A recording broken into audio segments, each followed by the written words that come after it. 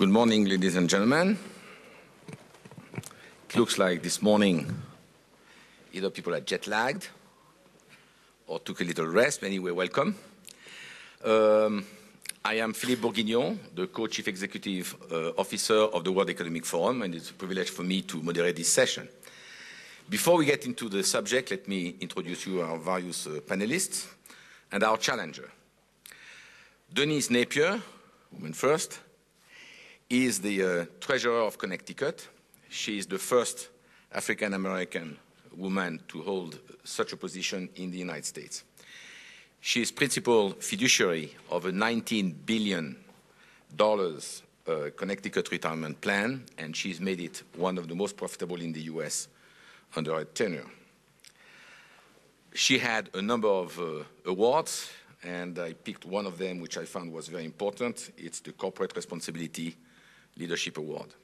And Denise is currently holding a second tenure as a treasurer. Bertrand Collomb will be the challenger. So he will challenge either you or any of us. Bertrand is one of the few French CEOs who stepped down as CEO a few months ago to become chairman, non-executive chairman, of Lafarge after 14 years as CEO, creating one of the first two-tier government system in France. He has been also living a long time in the US as a CEO of Lafarge North America, and therefore has a passion for this country where he still lives part-time. He has held in the past a number of cabinet positions in the French administration and is currently very involved in a number of management issues of large international organizations. He's the president of l'Institut d'Entreprise and AFEP in France. Robert Greifeld is the CEO since 2003 of the famous NASDAQ, which is the largest screen-based stock market in the world. He has a 12-year experience with Bureau, has also worked in high position in the Brut Trading Consortium, as well as held various very key positions with SunGard. Joe Forehand is a rarity. Joe has been 30 years with Accenture. In current times, that's quite a long time. And Accenture is a global consulting technology services and outsourcing company. Technology services also, I forgot. He's a passionate of global management, and even though he has currently less time, he's also a passionate of golf. No need to say that golf needs very long-term focus. John Costas, which is true, huh? Talking short-term or long-term. John Costas is chairman and CEO of UBS Investment Bank, which, as you may know, regroups UBS investments as well as Warburg and other banks under the same brand for the last 2 years, if I remember. He has also spent all of his career with UBS. That's quite a hobby, but he's also very, very active in its community. Interesting for our discussion this morning, under his tenure, Mr. Costas has established a track record of 20 consecutive profitable quarters while building a fixed income business from $1.5 billion to $5 billion, as well as having the U.S. bank market share increase from 2.2 to 4.5%. With all of them and with all of you, we'll try to have as open a debate as possible. We will use polling to try to be as interactive as we can. We'll try to cover the entire subject as well as deal with any issues which could be controversial. So now let's get into the subject. Can financial markets learn to love long-term corporate strategies? In a very few minutes, I would like to talk about this subject, but today's topic makes me think about sailing. I sail and I race. And I have a first question to you, which is, do you think that the crossing of the channel, 35 miles, is more risky or less risky than the crossing of the Atlantic, 3,000 miles? The answer may not be obvious, but the channel crossing is much more risky. Why? Because if you cross the Atlantic, you have a long race, you have a large crew, you try to preserve your boat, you try to preserve your crew, your energy, your food, you strategize the weather, and you take a longer route to go faster. If you cross the channel, you need to go as fast as possible for as long as possible, and therefore you take a limited crew, and you take as light a boat as possible, so you throw away the anchor, the batteries, the energy, the food, everything, and you go as fast as you can. So the behavior of the skipper has changed between the Atlantic and the Channel. And sometimes we think it's like a CEO under the pressure of the stock market. So we can rephrase the theme of today as a different one. Are companies in for a short or a long race? A few facts. Turnover and overall trading volumes are extremely high today. If we know that on average, on the New York stock market and the NASDAQ, the turnover is greater than 100%, which means that a stock is held on average less than a year. And if we go back in history, recent history, in 1960, the average holding period was 8 years. In 1975, it was 5 years.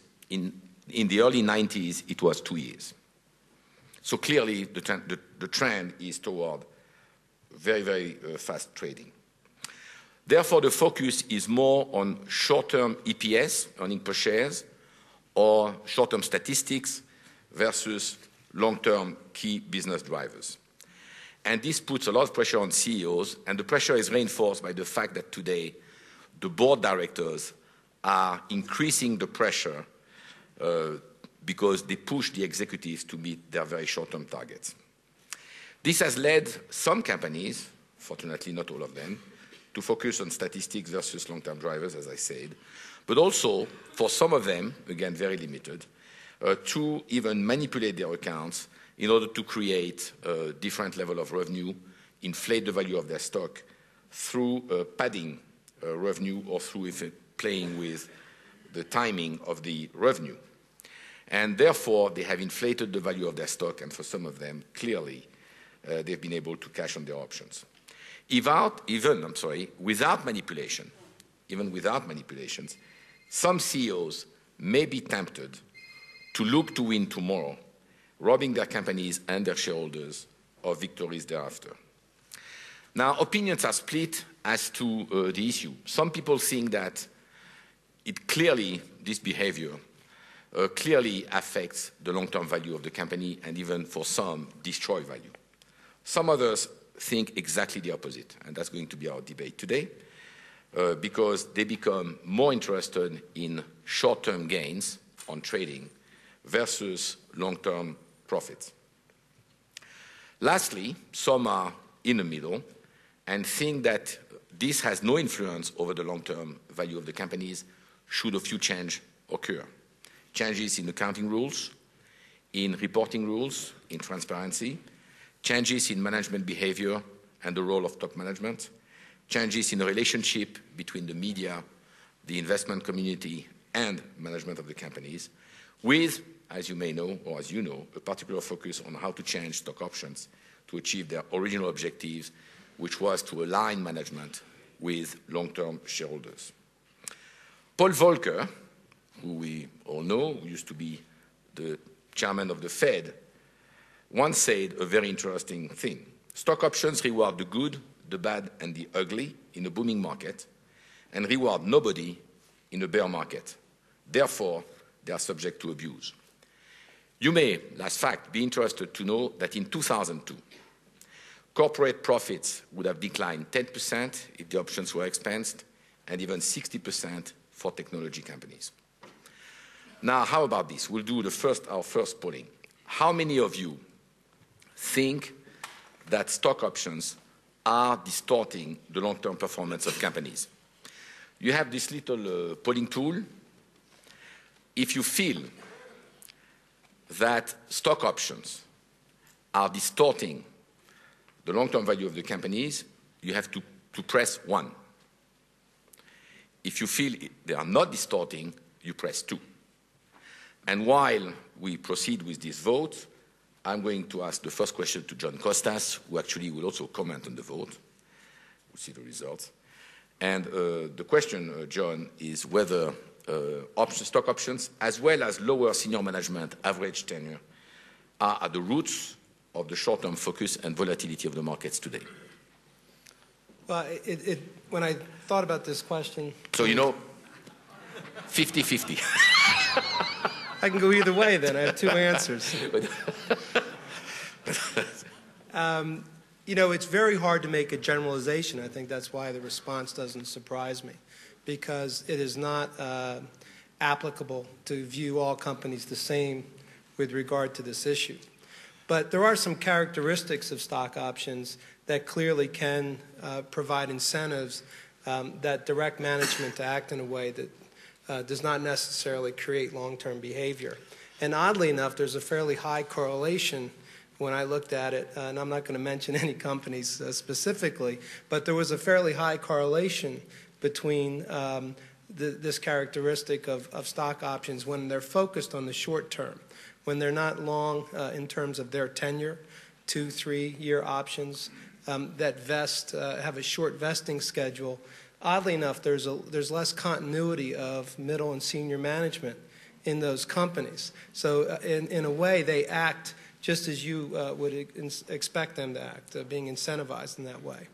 So really, my point would be stock options themselves are not the villain here.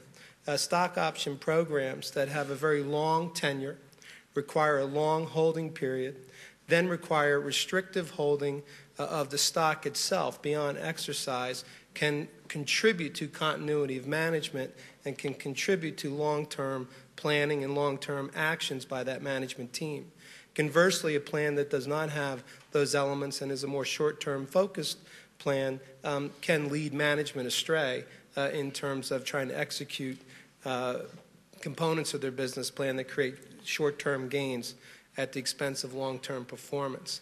So they're not a villain, they're a valuable tool, but they need to be very carefully thought out. And I think that's the problem right now as globally industries are trying to wrestle with the fact on how to account for them and how to use them going forward to incentivize management teams.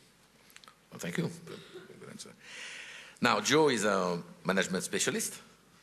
And the question to Joe is to know how can companies and the management of companies make sure that they focus on long-term while hitting short-term targets. Any special recipe or management rules or systems? Well, I think any CEO's role is to ensure that there's a consistent and simple message to its employees of what's important in the business. In our business, we talk about to all of our organization consistent quality performance at our clients, developing our people, and sticking to our core values. And if we do all of that, then the share price takes care of itself. It's not you manage the fundamentals of the business, and the share price hopefully does well for shareholders. And I think that's generally how I would respond to that. I come from the question is very interesting in the way you teed it up. I come from the perspective that in the long term, the market is pretty rational. If you look today in the U.S. markets, 60% of the valuation of the U.S. markets are based on future value, not current performance. In the FTSE 200, it's about the same. So I think investors, by and large, do give a lot of credit to future performance based on management's ability to articulate its strategy, R&D, the value of the brand, all of those things. If you look at just how the market is valued, there is a premium given to a company's future performance based on a lot of factors that are outside current performance and current return on assets. So how do you explain, I will not get into the entire debate now, that some companies, a lot of companies even, are being hit by missing by a short percentage a quarter? Well, I think John, as he talked about, it's not an either-or thing. I think, if you look at companies who perform well over time, I think it's not inconsistent that companies who have long-term corporate strategies and perform over the long term also are those who have a consistent record of operating their business in every day. And I think I look at it as, really high-performance companies have to be able to have a very clear long-term investment program, a long-term strategy that provides for growth and opportunities, but it manifests its long-term strategy by the consistent delivery against those targets. And so I think it's very aligned that companies who perform well can do so over a long term, and they can do so every day. Now we turn to Denise. Denise is managing very, very important funds, and plus they are very important to a number of people because it's their retirement, so you really look for the long term. And I think, Denise, that you are one of those who think that regulations, transparency, reporting should evolve or change. And I think, in fact, you have ideas on large or broad ideas on the whole subject. Huh? Yes. Let me start off and say that I think that there has been tremendous progress on accounting and financial issues.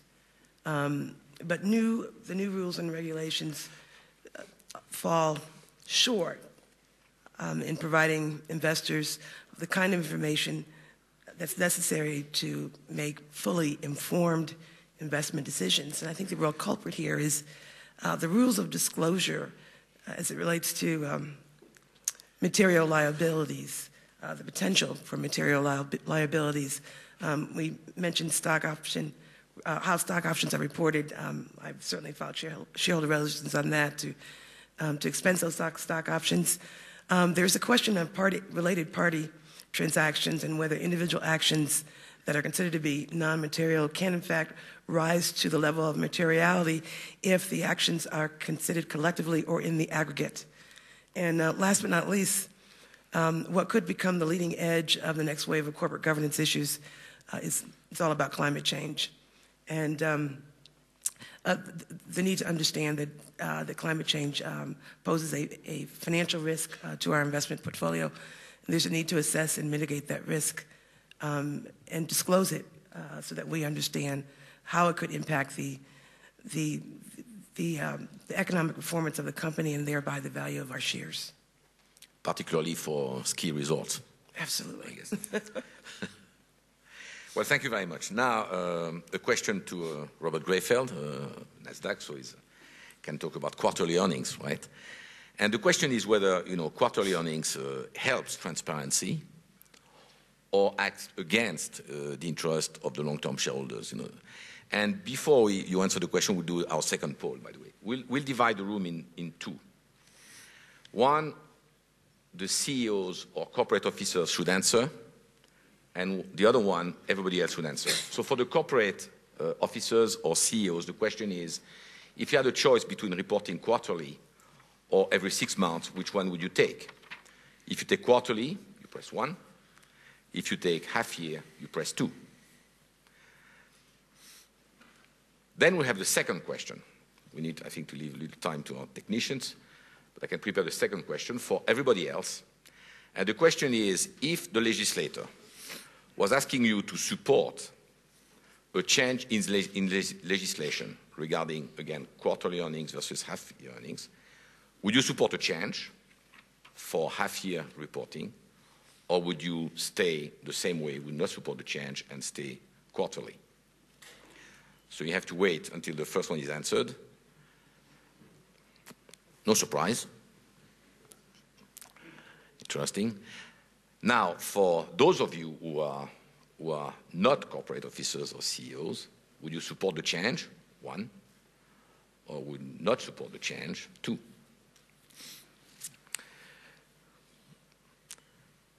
and Mr. Greifeld will comment and answer. Yes, I think I'm going to disagree with some of the CEOs, and I'm sure some of them are listed on NASDAQ, so I'm getting myself in trouble this morning, but I would support the quarterly earnings. A couple data points I turn to. Stock ownership in America from 1999 to 2002 actually increased, and this is individual stock ownership in America. It went from 49 to 52, not a dramatic increase, but if we think about the what transpired in that time period, that's really a surprising fact. The other thing I look at is the household's financial assets, liquid financial assets. From 75, it was 31% invested in equities and mutual funds. In 2003, that went up to 59%.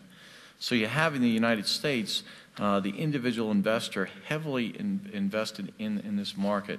And I think they have a right to know what's going on with the companies that they essentially own.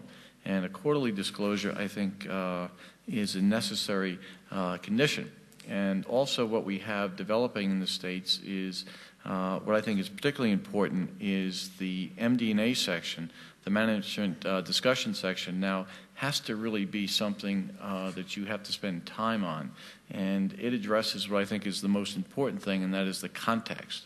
Okay, the context of the business and the context of the numbers. And I think that will help investors a lot. So I think that's an important part, has to go to the quarterly disclosure. In addition, as I read about what's happening in the EU and with the Financial Services Directive, I was very intrigued by some of the responses, and some of those responses were talking about the fact that they were against quarterly because that was a static disclosure, and they thought it was more important to have continuous disclosure. In the States, we have something that's called an 8K that we file when there's a material event. So they were getting at really an expanded version of an 8K, so that if something happens, then the owners of the company know what's happening. And I think best practice is coming about to be that if there's something that you think possibly should be disclosed, then you should disclose it. And I think that's good for investors, and at the end of the day, it's good for markets, because the more investors have confidence in the market, the more they'll come, and we'll all see the appreciation in the stock price and the multiple expansion. Thank you. Bertrand, our challenger, has been very quiet. Well, it's difficult to ask an industry guy to challenge the financial people, because they are my shareholders and I have to be careful too. And sometimes it's difficult to challenge because I agree with them. So I agree with John on the options that clearly it's the best and the worst thing depending on how you use it. And actually that brings me to something which hasn't been discussed, which we talk about shareholders as if they were all the same, but we have very different categories of shareholders. You have the index funds, which have given up choosing stock and are just following the index, probably has a pro-cyclical influence, and I understand, I don't know the figures, but I understand it's a significant part of the investment.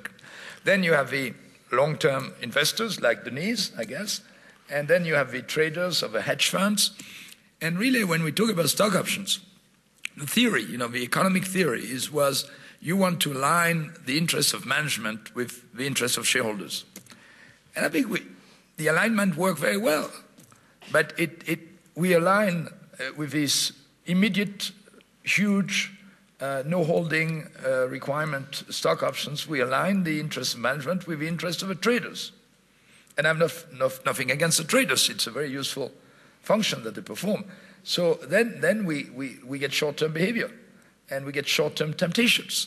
And I must say that we should pay tribute to all the CEOs who, despite the system, did not do anything stupid. And there were a lot, okay. But the option system, if it's designed a different way, if it's longer term, holding pattern, etc., then it can align the management interests with the interests of the long-term shareholders. Now, the issue I would like to ask you financial guys is, how do we reconcile the interests of these different categories of shareholders? Is there an incentive for shareholders to be long-term investors? Should the company give an incentive? You know, we have in France a very peculiar system of after 2 years of holding a stock in our company, for example, you get double voting rights, and you even get a 10% more dividend. Now, this is against conventional wisdom. It's considered to be politically incorrect, and we're having a lot of flack for that. But I'm asking, you know, if we do want a long-term component in both the company's behavior and the shareholders' behavior, should not there be an incentive, something of that kind, more systematically for long-term holding of stock? Because somebody who holds a stock for long-term gives up, you know, the opportunities of trading, the opportunities of making differences. Should they be rewarded in another way so that we get a longer-term behavior of all the actors?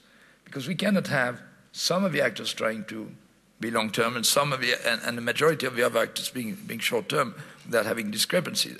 And I'll stop there, but I can tell you in my sector, the need for long-term strategy is pretty obvious.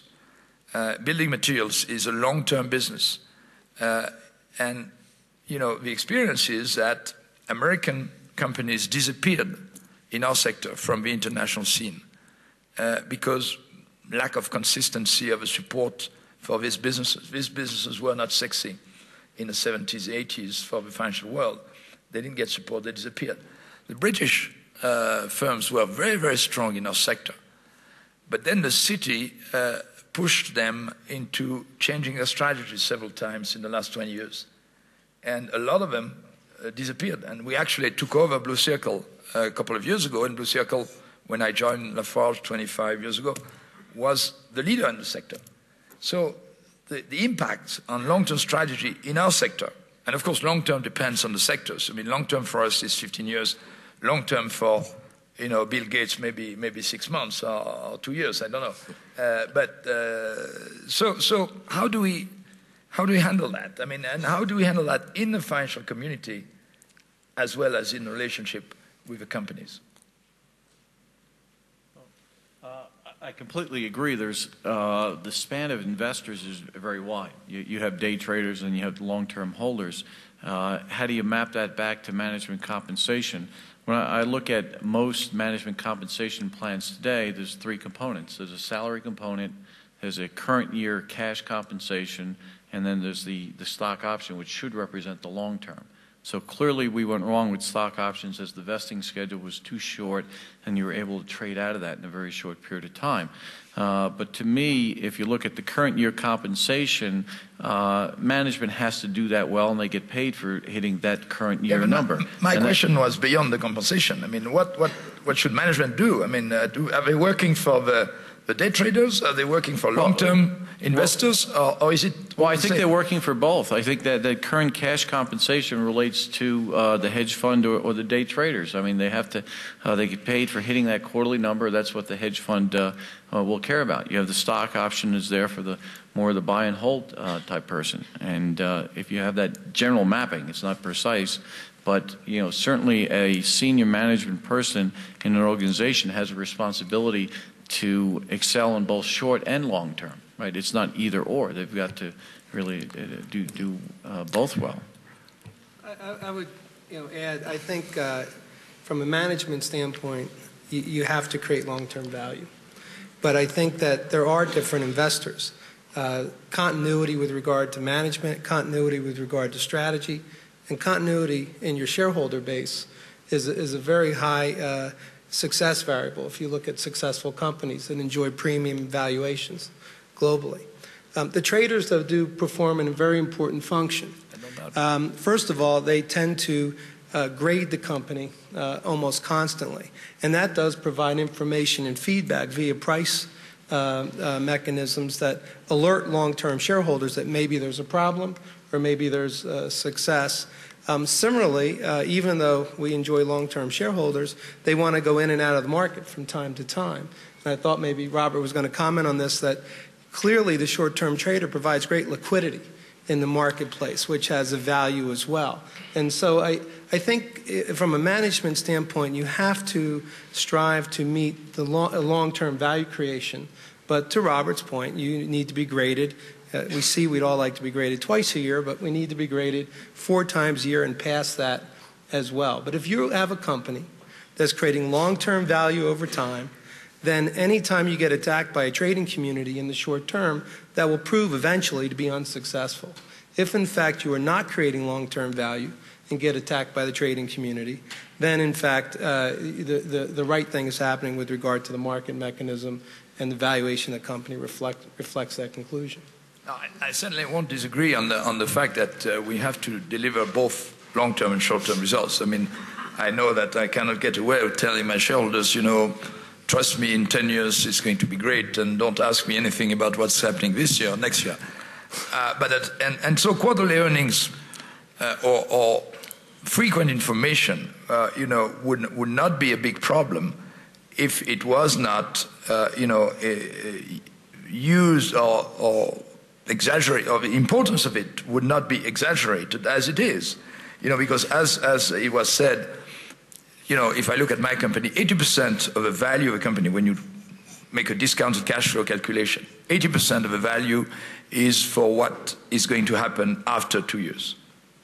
So if I change my quarterly earning, and I'm not publishing quarterly earning yet, or half-year earning by 2% or 3%, what's the impact of that on the fundamental value of a company? It may have an impact if it's an indication of a serious long-term problem. It may just be a blip because, you know, one country has had a bad quarter, etc. So I would like, you know, there's one question I would like to ask. It's not provided, it won't be asked, but if you see a company which hits its target every quarter, what's your reaction? Are you going to be, it's a great company which is very well managed? Or are you going to say it's suspect? We live in an uncertain world, and we've kid ourselves into thinking that, you know, the best thing is to forecast within 1% what's going to happen. I don't believe that. Let me, I think that the tendency to push accounting rules to hit short-term earnings has been limited. You know, with some of the new rules and regulations. But it hasn't been eliminated. And this, you know, this corporate quarterly mentality that can sometimes drive decision-making on financial reporting does, in some cases, override the long-term vision and the related financial implications. And so, you know, the questions become, you know, how do you, in your business planning, because I think that there's a similarity between pension fund investing and business planning, when you're having to prepare for a long-term change and then be faced with critical pressures on, you know, getting some short-term results. How do you create that delicate balance that does not compromise the long-term view and takes care of the current crises? And I don't think that we have today, going back to the rules and regulations, I don't think we've quite figured it out, and I think there is a tendency to take some of the definitions and cast them, that is, businesses take some of the definitions and cast them in a manner that omits information from shareholders, that information that can in fact have a significant impact on the long-term value of the company and the shareholders as well. But the information is being distorted, and I'm not even sure that can be legislated, because I'm not sure we can legislate honesty and integrity. But it is an issue for shareholders when we cannot get a full perspective on the financial health of a company, and of course we all know that leads to poor, you know, confidence in what the company is doing, and that itself becomes a disincentive. I can understand after what we've seen that shareholders are not comfortable. And I would love for a CEO to face its shareholders and say, okay, here are my short-term results, my long-term view, and show the differences, the variations in terms of, uncertainty or short-term variations, and say, well, I'm not going to be telling you a number because I cannot tell you a number for next year. But, if this happened, this is the order of magnitude. And if, kind of giving order of magnitude of uncertainty rather than giving guidance. But I'm not sure it would go very well if it would do that. Well, there are other actors in the capitalist system, and I think that the financial analysts have a role to play when they're evaluating the health of a company, particularly as it relates to disclosure and what's happening, short-term versus long-term. I think the policymakers have a role to play too in strengthening disclosure and better regulation of this, short-term, long-term approach to investing. And I know that for many CEOs, when they hear the word disclosure, it's, we provide a lot of disclosure now, and what more could you possibly want? And I can say this, that those of us in government live with disclosures every day too, in the form of freedom of information laws. And so we're sensitive to what's happening here, and we don't want frivolous disclosure. But I think that from an institutional investor's perspective, what we want more so than quantity is quality of information. That sound, basic information that says, yes, we have looked at this issue, and the company has demonstrated that, in fact, this is a short-term issue or a long-term issue. Whatever it is, we will deal with it appropriately. Thank you, Denise. Now, I'm sure that all the participants here have comments or questions, so we'll turn to you and get back to our panelists. So questions, gentlemen there.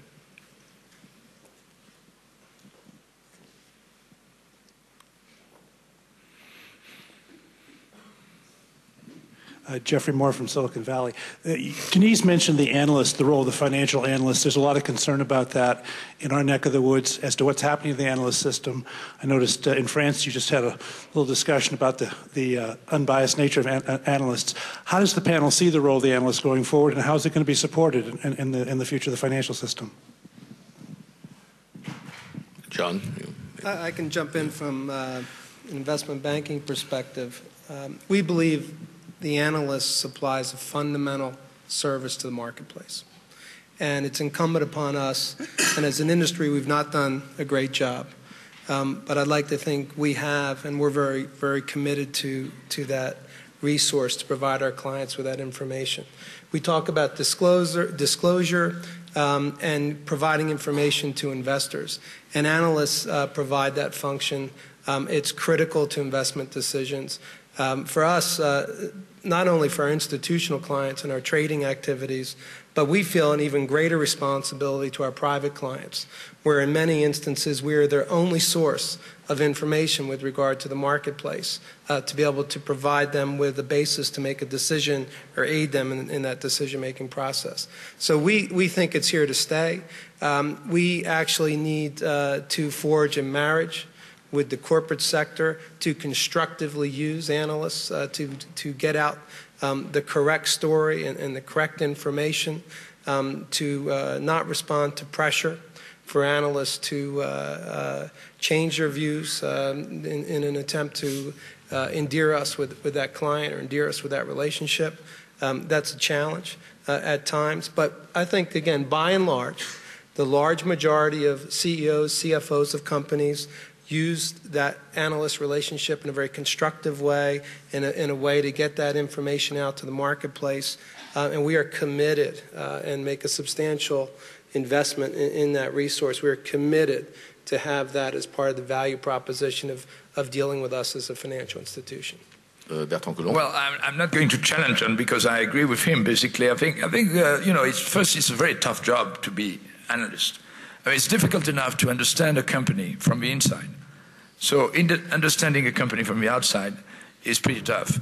And when I read the analyst report, by and large, I think I find that they useful information. They understand reasonably well what we're doing. The issue, again, is what are their customers asking them?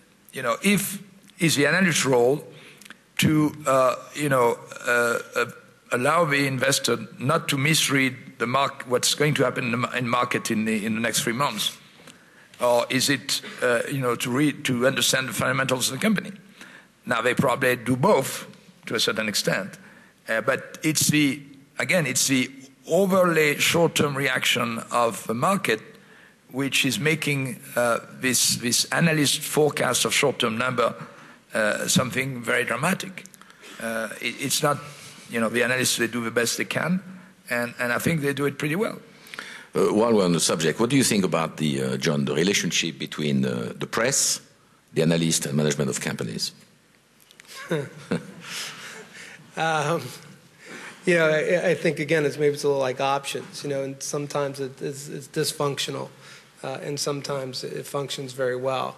I agree. I think this short-term response that sometimes is not warranted creates a greater pressure on both the corporation involved and the financial services company involved. It's always shocking to me that an analyst will make a projection in the long-term prospects of a company and the stock will go down 8% the next day.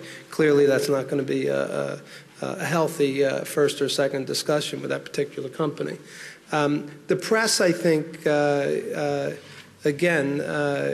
responds to what the marketplace wants in terms of information. And I think it's become literally, you can turn on CNBC or CNN or other mediums for transferring information. And the real-time transference of that information, I think, is such that it can create misperception and create misjudgments in the very short term.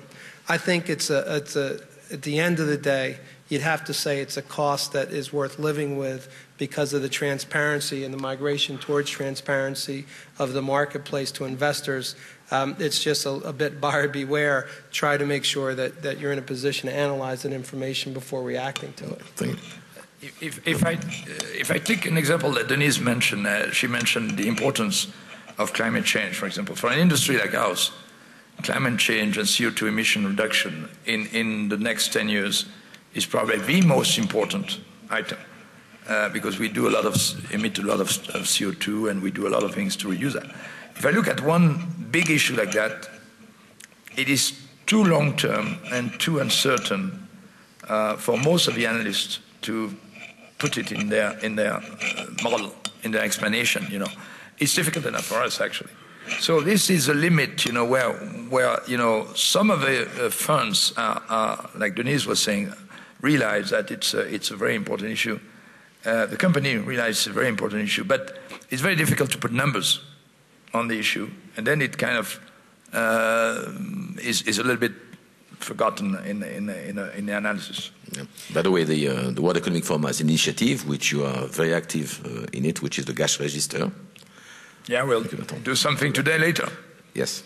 Now, there were two questions, one here and... No. Yes. I'm Gaurav Dalmia from India. I'm in the private equity business, and I often wonder, long-term for whom? Let me pose a hypothetical question. There's a company whose stock price is very high. The existing shareholders obviously want you to go in for an additional offering at a high price, raise a lot of money, create a war chest, which itself is very useful for the company, provide an additional a price hike, helps all shareholders. The new shareholders who want to come in obviously want a reasonable valuation and they don't want to subscribe at a high price.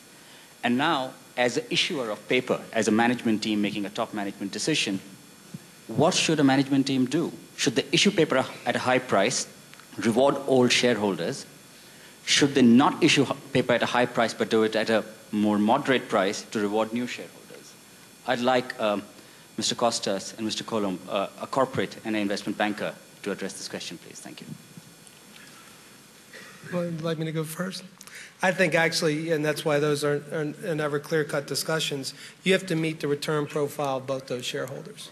And there will be a natural valuation of that company that as transparently as possible, that it can be communicated to the marketplace, can create a balance between those two interests.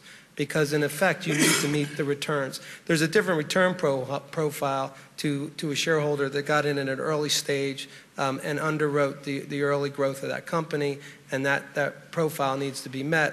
Additionally, once the company has reached some sort of critical mass and is in a position to really make use of a much larger capital base, that is a different return shareholder normally. I think that the answer is you need to find that balance and strike a return to satisfy both those shareholders. Any venture capital group, any private equity group, any investment bank that does not meet those requirements will not have a long-term business in bringing those kind of opportunities to the capital markets. Well, I guess my answer to that would be that if you issue rights, in the French arbitration system, then you kind of balance the two. I mean, so you issue the continuity of shareholders is reward stable long-term shareholders for me is critical, and so a right issue is a way to do that because they have a right to subscribe at a lower price. But if everybody wants to subscribe, the value of a right is going to be high, so actually they'll subscribe at a higher price. If existing shareholders are not very keen to buy new shares, then the value of a right is going to be lower, and new shareholders will be able to come at a lower price. So I think it's probably the best way to reconcile these two different interests. But again, I think if we want, and I haven't got an answer to my question actually from a panel about whether it's legitimate to reward long-term investors, for a company. But I do believe that for us, if we want to have a long-term strategy, we have to find ways to, reward long-term shareholders one way or the other. Now, Joe wanted to talk about the pressure on the short-term and the long-term. Yeah, I was thinking the earlier dialogue, and I come from a bit of a unique perspective, being a CEO 5 years, roughly half of it in a partnership where all of our investors operated the business every day to being a public company. And I think the term pressure, as I look at that journey we've been on, I think oftentimes the pressure comes in a company from how do you stay relevant to your clients, your customers, to the marketplace? How do you continue to articulate the value proposition for your employees of a long-term rewarding career to ensure that you can keep and retain, attract the best people? What is your role with social responsibility? All those things, I think, if you look at how companies operate, it's about how do you create a winning team who can continue to move forward, create new markets, create teams of people who are the best that they can possibly be. And yes, it would be naive to tell you that I don't feel somewhat more pressure being a public company, but I think as I muse sometimes, try to think of the differences, and I think the pressures you face are to try to ensure the relevance of your company on a long-term basis to stay continually engaged in building a business. And that's a bit of view that having operated an organization of 90,000 people as a partnership in about the same length of time as a public company.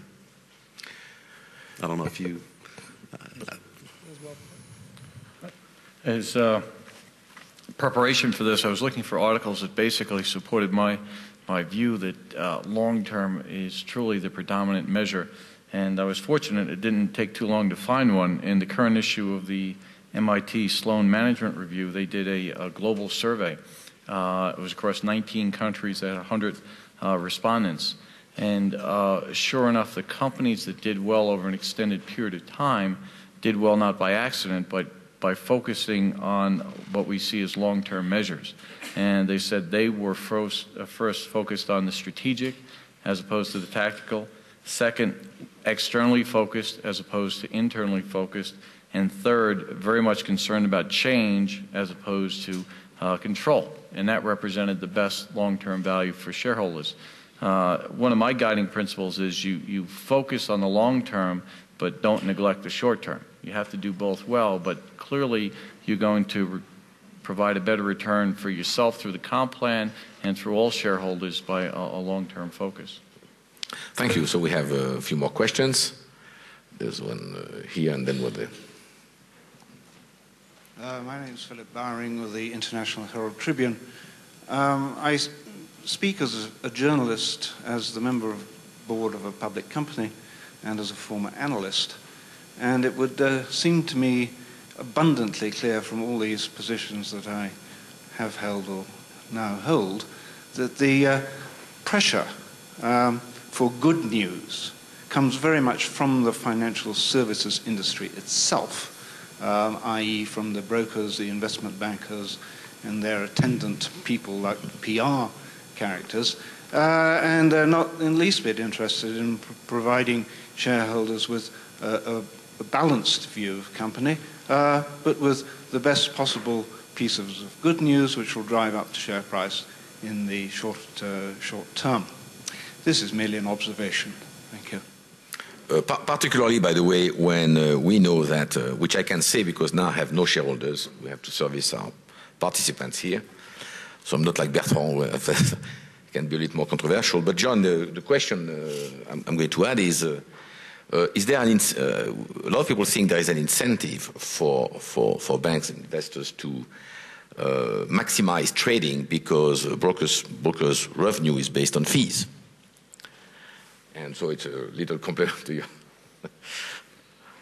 You know, I think that is, again, it's the same balance that you need to achieve in running a financial institution. You can pump up trading volume for a quarter or two through optimistic evaluation where the market's going, or cheap prices, or some sort of trick, so to speak, to generate short-term activity. But if you're going to run a financial institution that is going to create long-term presence in the marketplace, that is a nonsensical approach.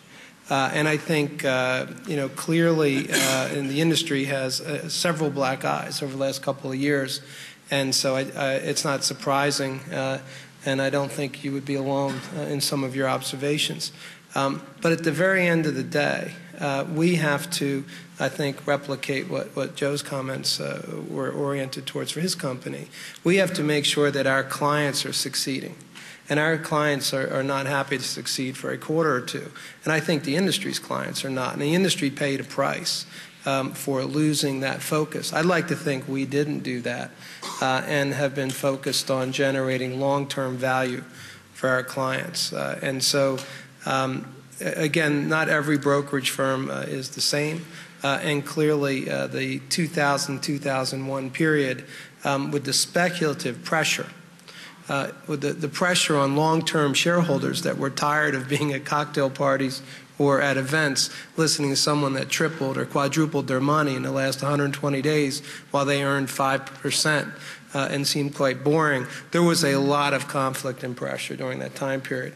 I think hopefully there was a lesson learned. Each generation of investors seems to go through some episode, whether it's 87, whether it was 2000, 2001, or other events to reshape their investment patterns. And I think the speculative nature and pressure has clearly come off the market, and a more rational approach to the markets is really the order of the day today. And I hope that we're able to resist that in the future.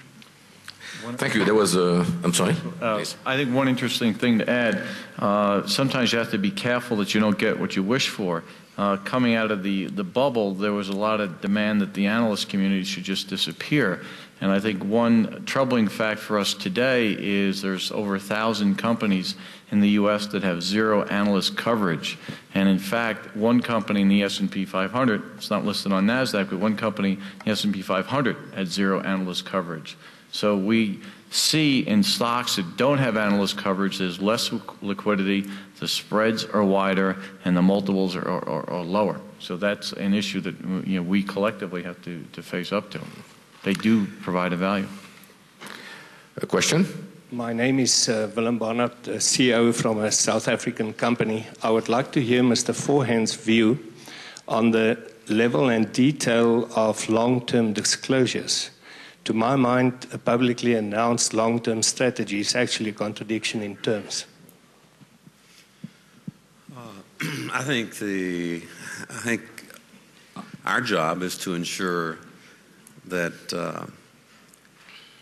and I think it's hard to do when you look at the disclosure requirements to get buried in the trees, but we certainly look and advise clients to ensure that the business strategy and how the company sees that strategy being executed be an equal part of the disclosure. I know certainly with boards today, and I look at our board, we try to spend as much time too looking at the long-term strategy and how we explain that, the board challenging that, looking at the key things of where it could go right or wrong, and making sure that even the board doesn't get so consumed on the near term that it loses sight of the longer term strategy and the disclosure requirements and how we challenge ourselves. And I think getting the right balance and doing that is an imperative in terms of how boards operate as well as how they disclose that. Bertrand Collomb, something to add. I agree that it's a very critical issue, and that we can work on at the board level, putting things in perspective and giving different things the importance they deserve. In the legal disclosure to the shareholders, I'm afraid that we've already passed the optimum level, and that, for example, if I look at risk disclosures, now the conventional way is you list all kind of risks so you don't forget anything. You don't quantify because you cannot quantify in any way, so a small risk and a big risk are in the same, and you have 2 pages and nobody understands anything. So, and I don't see how we can do differently now that the legal liability requirements are such. So I'm afraid we've gone overboard, and I don't know what to do about it. Well, Denise? Yeah, I would disagree. That I think, as I mentioned earlier, there are substantial gaps in the disclosure of information that could have a material impact on the financial health of the company and therefore the value of our shares. And, transparency is also an issue. I think you sort of touched upon it. When are we going to get true plain language? As you start to look at these financial reports, they read as if they've been done by a corporate attorney to be read by the plaintiff's attorney. And so it does, the quality of information that's being disclosed and sometimes is lacking in transparency for your average investor to understand what's before them. So I certainly would be an advocate for plain language on those disclosures. And the other thing that concerns me here is that we talk about alignment of interest between management, boards, and shareholders. Why is it that when the shareholders receive a majority of the shareholder votes on an issue like disclosure, that the board ignores a majority of the shareholder vote? There's generic thinking here about the direction of the company. All the owners feel the same way, and yet the board will totally disregard the majority vote. And that has happened on the issue of disclosure, which would suggest to me that maybe the company has something to hide. And I know there are some that will say, well, as an investor, you don't have to invest in that company. But to go to your point earlier about, I think you mentioned index funds, a significant portion of institutional assets are indexed. They're passively managed. And so, yes, when Enron was going up and WorldCom, a lot of institutional investors sat there and saw it happening. And which brings me to another point. I mentioned financial analysts, but we also have the role of the regulators, the S&P 500. Why is it that we should wait for a company to fall from number 7 on the S&P 500 down to, to be delisted to find out that there's something wrong with the company. The fact is that that company was having problems for the last couple of years, and you saw the market going down, but the kinds of criteria that were being used by the S&P 500 to maintain the company's status on the exchange didn't include sustainability issues. It didn't include those issues that were at heart at the scandal, particularly as it relates to disclosure and transparency. But then I think we should be able, between the shareholders and the company, to establish that type of, I would say, quality disclosures that you're mentioning. And, we used to have an annual report. We used to have a free format part and the legal part, equivalent 20F or something. But now my lawyers are telling me, well, you cannot write anything different. Even if you highlight something in the information part in different words than you're using on the 20F, you're in trouble. So this is a freedom of highlighting important points which we have to keep one way or the other. And it could be interesting to work together between companies and shareholders to ensure that we are not lost into the formality of legal formality, but we keep the content of disclosure.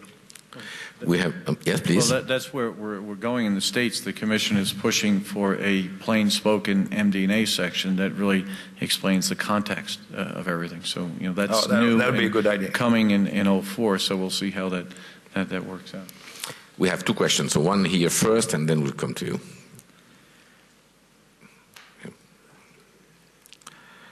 Yes, here, please. I would be interested in the panel commenting on recent proposals and propositions that will allow significant shareholders, say 5% shareholders, to make it easier for them to add a board member or to become a member of, have somebody from that management that perhaps this would be very relevant for the Connecticut issue, and how would you feel about that opportunity for significant shareholders to have a much easier time to be able to join your board, and you see that as a plus or a minus? I think that shareholders should have access to the proxy vote for nominating directors, voting to make sure that those directors that aren't performing in their role properly don't stay on that board. That clearly was an issue with Enron when we had irresponsible board members. I think there's a problem with the threshold, though. I don't know why there has to be any threshold here. And although I do appreciate the fact that this could become unwieldy if you have all the shareholders, nominating directors. So there's got to be some, general rules to the game. But I do have a problem with thresholds that, as owners of the company, that we would have to go through these insurmountable, hurdles to have an important say as to how the company is being run and who are our representatives, because that's how we view them. So I have actually communicated to the regulators our position that we support shareholder access to the proxy vote for the purposes of nominating directors and otherwise ensuring that we have quality members serving on our companies.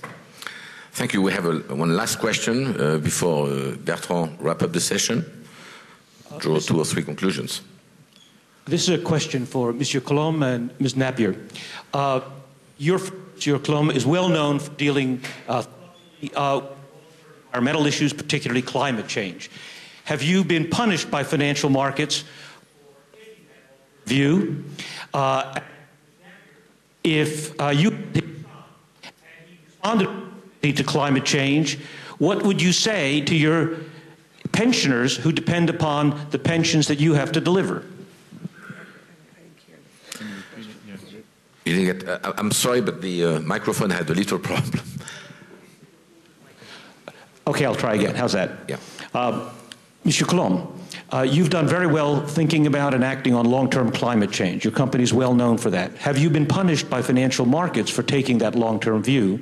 And Ms. Nappier, if he takes that long-term view but fails in the short run to deliver adequate returns, what are you going to say to your pensioners when he responds to the issue of climate change?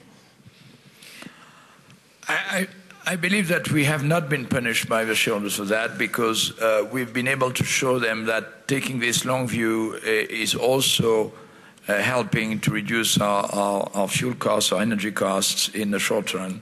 So this is a happy case where, because of a long-term concern, we are obviously putting more emphasis, more energy on that issue, but I don't think it hurts us in the short term.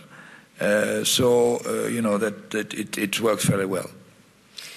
If, as a fiduciary, I have a responsibility to look at the long-term view and determine the long-term impact of our investments. And so, we're concerned about keeping the company healthy in the long term. And so when we get out there and say, we need to be about adequately disclosing or assessing the future potential risk, it's to ensure the long-term security, safety of our assets. So I would be abdicating my fiduciary responsibility if I did not consider the implications of our investments long-term. They need to remain sound because our beneficiaries do want to rely on them for their future financial security. And, if we just take the short-term view and not worry about the long-term view, then, well, since this is a public fund, I think it'll be all of us in this room, the taxpayers, that will end up having to, to fulfill the government's obligation to, deliver those pension benefits. So we don't get involved on issues unless we think it is going to have an impact on the value of our shares long term. That's our only interest. Yes, there's no question that climate change will, affect the health of our environment and the future of our planet. But as an institutional investor, we know that it will also impact the economic well-being of our companies and therefore the value of our shares within those companies. And that is precisely why we've taken an interest in this issue. It's not only risk. There are, with risk comes opportunity. And there's a real opportunity for some of the companies that are directly impacted to get out there right now and start planning to get ahead of the curve and create economic opportunity through, climate change. So we're not just talking about risk, we're talking about opportunity, and we need to look at both. Thank you very much. Bertrand, you want to draw some Well, I think as you could have expected, our conclusion is that we need to manage short-term and long-term as well. You would have been surprised if we had been, deciding that we wanted only one of the two aspects. Maybe what I would take from this debate is the idea that if we want to be as executives of companies, if we want to be able to manage the long term and survive the short term, we probably have to explain better what we're doing. Credibility, building trust, because long term is necessarily about trust. Nobody can be sure of what the long term is going to be. So if you want to have a long-term strategy and be supported by the shareholders, clearly you have to explain the strategy. Of course, not change the strategy every 3 months, because then it's not a long-term strategy. And you have to show that your track record is consistent with what you're doing. And then, we should probably have more meaningful disclosure in terms of, how do we do things? Why is this short-term variation not important? How do we see the long-term development of different things? So, we won't change the fact that in the financial community, there are some people who are making money on short-term and some people who are making money on long-term. They all have a useful purpose in providing liquidity to the market, as was said. Industry also has different balances. Some companies, some sectors, the long-term impact are extremely important, and in a short term, sometimes your adjustment capabilities are limited. Other businesses can react very quickly on short-term moves, and if they don't, they are guilty. So I guess there's no miracle solution, and the answers to the question show that even in the room, people are kind of split between, quarterly earnings or no quarterly earnings. And quarterly earnings are not the issue if we can build the kind of relationship where people understand what are the stakes, what are the short-term stakes, what are the long-term stakes, and what the articulation between the two. I'm not necessarily completely optimistic that the way we are going in terms of legal governance, of legal disclosure, of quantity of information rather than the quality of information is the right direction. But it's probably up to us, outside of the legal obligations or on top of the legal obligations, to make sure that we create this kind of dialogue which will allow companies to have enough maneuvering room, to manage and to keep long-term strategies, while of course, not disappointing shareholders over short term. I have one very, very last piece. It's for you, Bertrand. Very short term is highly impacted by psychology. So do you think that companies should hire MBAs for the long term and psychologists for the short term? I'm the challenger. Well, thank you all.